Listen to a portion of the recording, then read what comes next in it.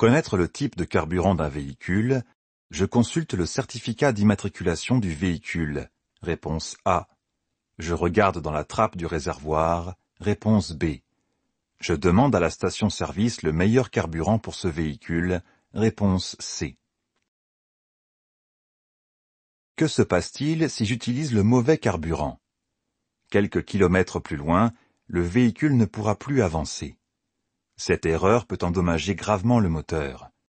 Pour connaître ou me rappeler du carburant à utiliser, je peux consulter le certificat d'immatriculation du véhicule ou bien regarder dans la trappe du réservoir, où le type de carburant est indiqué clairement.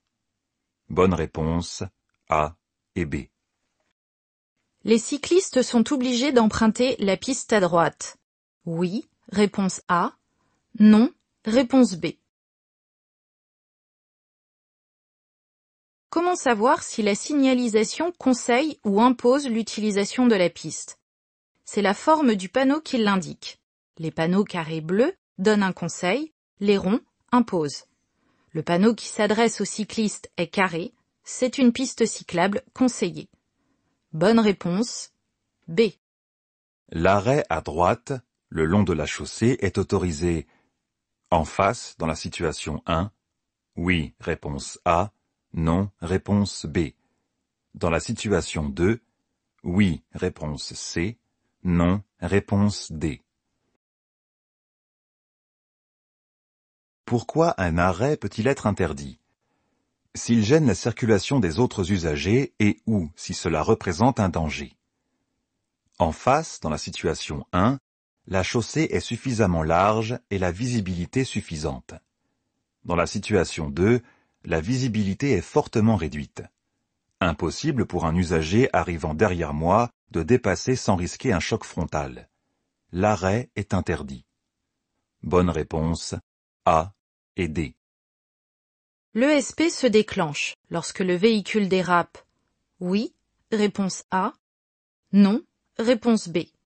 Lorsque le conducteur enclenche la pédale de frein au maximum. Oui, réponse C. Non, réponse D. À quoi sert l'ESP? Il permet au véhicule qui sort de sa trajectoire, suite à une perte d'adhérence, de se remettre comme il faut. Il me permet donc de garder le contrôle du véhicule. Bonne réponse A et D. L'adhérence risque d'être réduite. Oui, réponse A. Non, réponse B. Je roule au maximum de la vitesse autorisée. Oui, réponse C. Non, réponse D. Quels sont les risques? La route est étroite et sinueuse. Le croisement risque d'être difficile. De la neige borde la chaussée, voire est présente sur la chaussée. Je risque de perdre l'adhérence au sol à cause de plaques de verglas masquées. J'adapte l'allure. Hors agglomération, la vitesse est limitée à 90 km/h, mais il est plus prudent de ralentir pour agir plus facilement en cas de difficulté. Bonne réponse A et D. Je passe, réponse A. Je m'arrête, réponse B. Je cède le passage, réponse C. Pourquoi les véhicules d'urgence en intervention sont-ils prioritaires? Dès lors que les véhicules prioritaires ont allumé leur dispositif, je cède le passage pour leur permettre d'accéder le plus rapidement possible sur les lieux de leur intervention. Des vies sont en jeu. Le véhicule en face est un véhicule des pompiers. Il est en intervention. Il doit traverser ma voie de circulation. Je m'arrête pour lui céder le passage.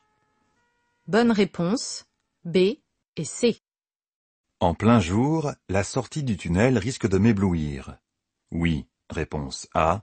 Non, réponse B. Quels sont les risques à la sortie d'un tunnel?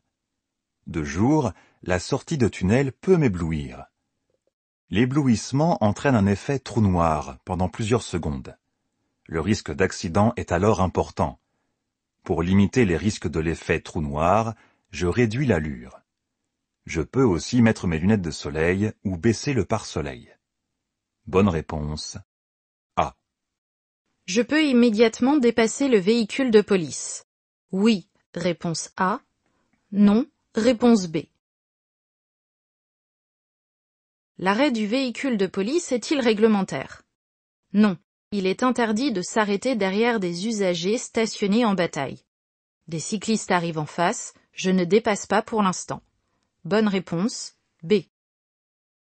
Des pneus sous-gonflés m'exposent à un risque. D'aquaplanage, réponse A. D'éclatement des pneus, réponse B. De blocage des roues, réponse C. Que se passe-t-il lorsqu'un pneu est sous-gonflé? Il se déforme plus, s'use plus vite. L'adhérence au sol est réduite, la consommation de carburant augmente, le freinage est moins efficace et le risque d'éclatement du pneu est important. Les risques d'aquaplanage sont aussi très importants. Vérifier régulièrement la pression des pneus prend peu de temps et m'évite des prises de risques inutiles. Bonne réponse, A et B. À 200 mètres, je peux m'arrêter pour téléphoner, réponse A. En cas d'urgence, réponse B. Pour pique-niquer, réponse C. Pour faire une pause, réponse D. Qu'indique la signalisation? Il signale à 200 mètres un emplacement d'arrêt d'urgence. Comme son nom l'indique, je ne pourrai m'y arrêter qu'en cas d'urgence, panne, malaise, etc. Je peux me reposer, pique-niquer ou encore téléphoner sur des aires de repos ou de service. J'en profiterai pour me détendre et prendre un café. Bonne réponse, B. Le taux de rejet de dioxyde de carbone, CO2, d'un véhicule est indiqué sur le certificat d'immatriculation.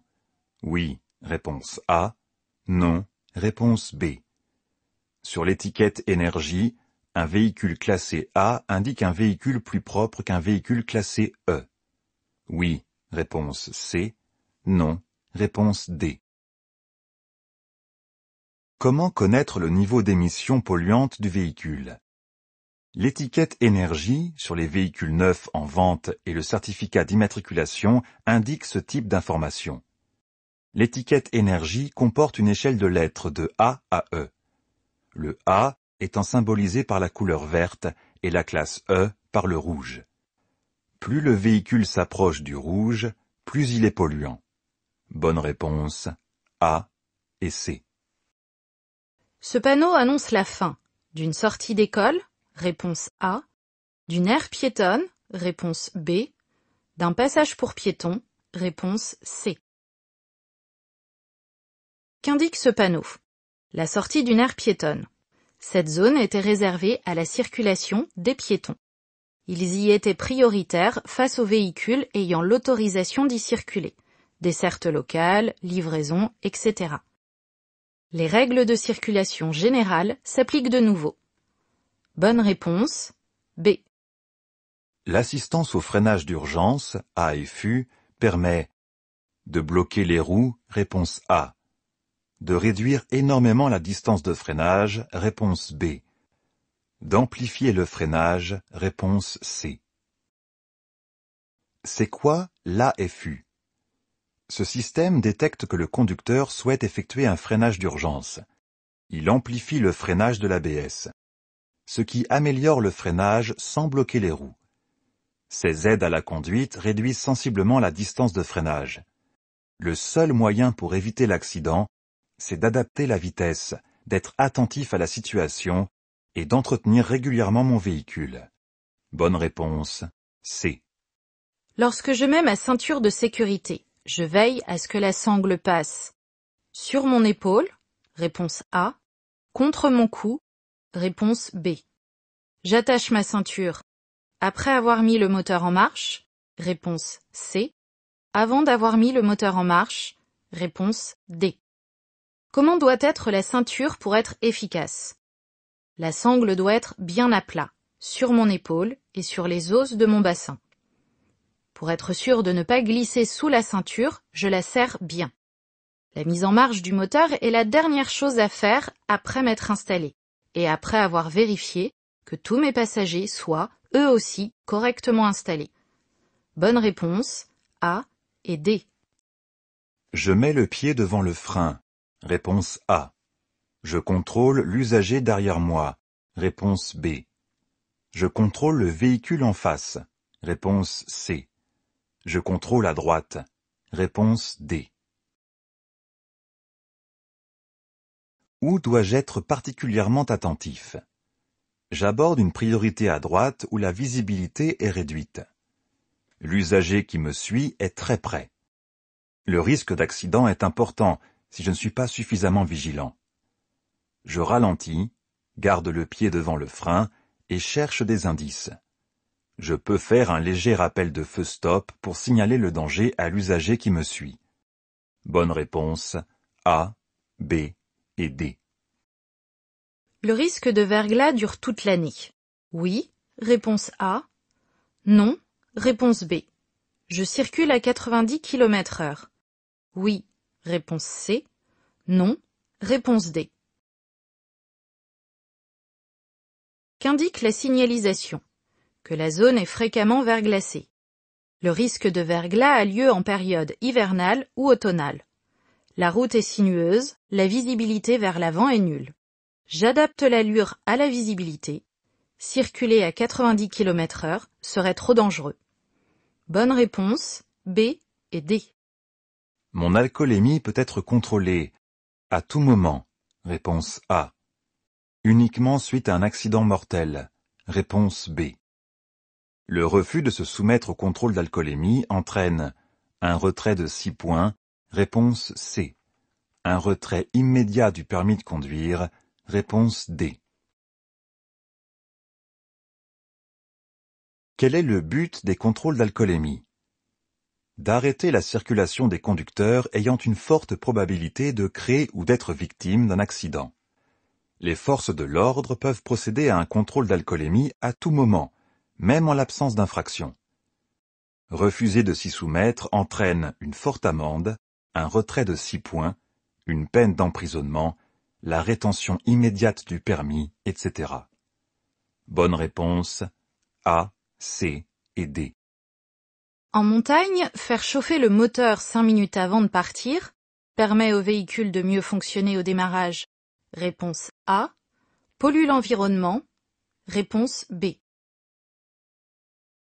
À quoi est due la pollution atmosphérique? Les transports en sont la première cause. Pour fonctionner, les véhicules consomment du carburant et rejettent du dioxyde de carbone, CO2, ce qui peut entraîner des maladies respiratoires. On parle de santé publique.